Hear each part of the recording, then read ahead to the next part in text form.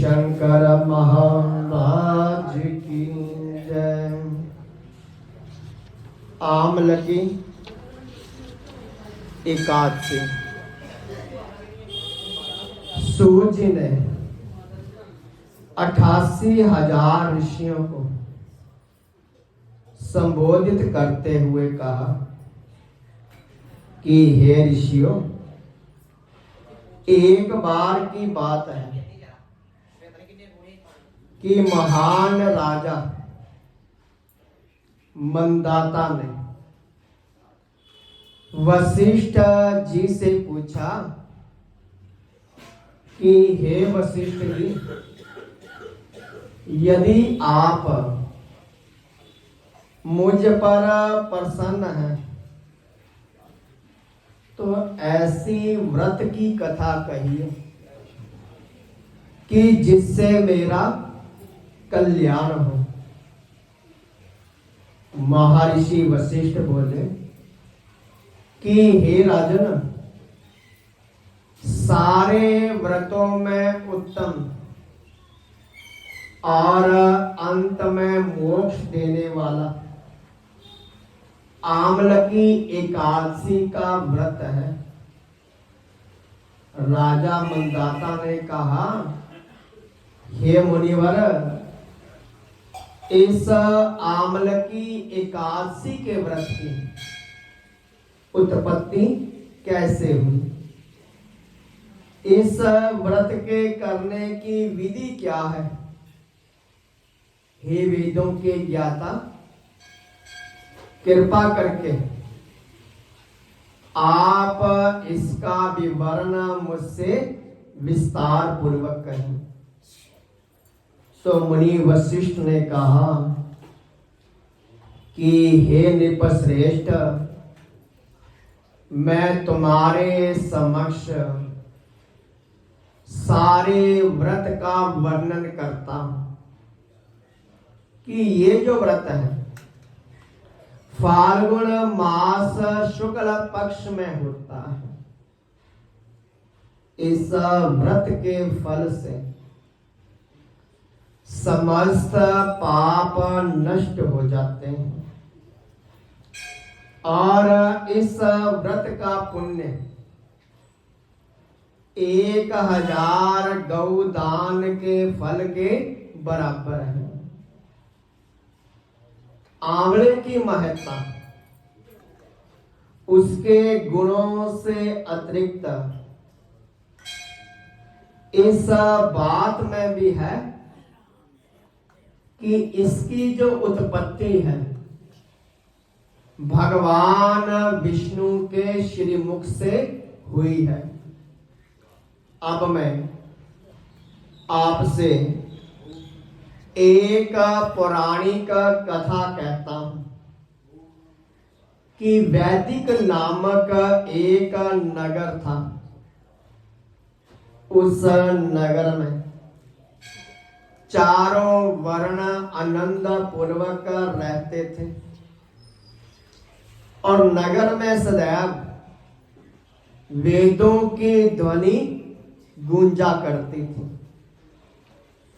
उस नगरी में कोई भी पापी, दुराचारी, नास्तिक आदि ना था।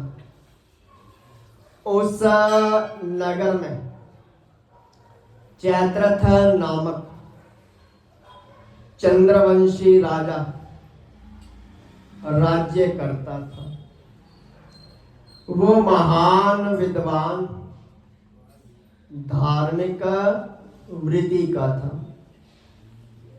उसके राज्य में कोई भी दरिद्री और कंजूस नहीं था। उस राज्य के सभी निवासी जो थे वो विष्णु भगत थे और वहां के वृद्ध से लेकर के बालक तक सारे प्रत्येक एकादशी का व्रत करते थे। एक समय फाल्गुन मास के शुक्ल पक्ष की आमल की नामक एकादशी आई।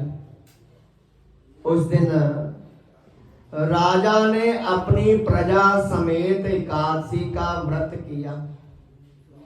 राजा अपनी प्रजा के साथ मंदिर में आकर के कुंभ स्थापन करके पूजन करने लगा और प्रार्थना करने लगा कि हे धात्री, आप ब्रह्म स्वरूपा हैं, आप ब्रह्मा जी द्वारा उत्पन्न हो और समस्त पापों का नाश करने वाली हो। आपको नमस्कार है। आप मेरा अर्घ स्वीकार करो। आप रामचंद्र जी के द्वारा सम्मानित हैं। मैं आपसे प्रार्थना करता हूं कि मेरा पाप हरण करो। उस मंदिर में रात्रि को सबने जागरण किया। रात्रि के समय उस जगह एक बहेलिया आया। वो बड़ा महापापी था, दुराचारी था और अपने परिवार का पालन जीव हिंसा करके करता था। भूख प्यास से अति व्याकुल था। कुछ भोजन पाने की इच्छा से वह मंदिर के एक कोने में बैठ गया। उस जगह विष्णु भगवान की कथा एकादशी महात्म्य सुनने लगा और इस प्रकार उस बहेलिए शिकारी ने सारी रात्रि को अन्य लोगों के साथ जाग करके बिता दी। प्रातः काल होते हैं सब अपने अपने घरों को चले गए। इस प्रकार वो बहेलिया भी अपने घर को चला गया और वहां आकर के उसने भोजन किया। कुछ समय बीतने के पश्चात उस बहेलिए की मृत्यु हो गई। उसने जीव हिंसा की थी। इस प्रकार इस कारण वह घोर नरक का अधिकारी था। किंतु उस दिन जो उसने आमल की एकादशी का व्रत किया, जागरण किया, उसके प्रभाव से उसने राजा विद्रुत के यहाँ जन्म लिया। उसका नाम वसुरथ रखा गया। बड़ा होने पर वो चतुरंगिनी सेना सहित धन धान्य से युक्त होकर के 10 सहस्त्र ग्रामों का पालन करने लगा।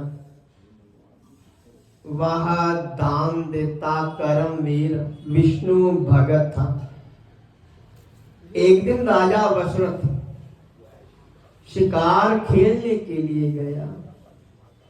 दैव योग से वन में वह रास्ता भटक गया। दिशा का ज्ञान ना होने के कारण उसी वन में एक वृक्ष के नीचे सो गया।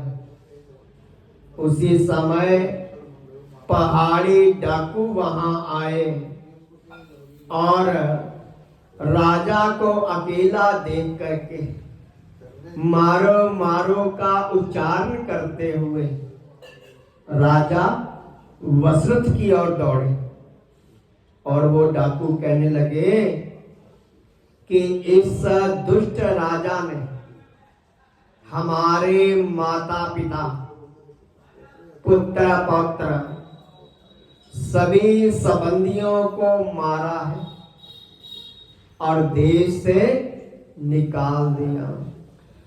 हमें इसे मार करके अपने अपमान का बदला लेना चाहिए। ऐसा कह करके वे राजा को मारने लगे और उस पर अस्त्र शस्त्र का प्रहार करने लगे। उनके अस्त्र शस्त्र राजा के शरीर पर गिरते ही नष्ट हो जाते थे और राजा को फूलों के समान प्रतीत होते थे।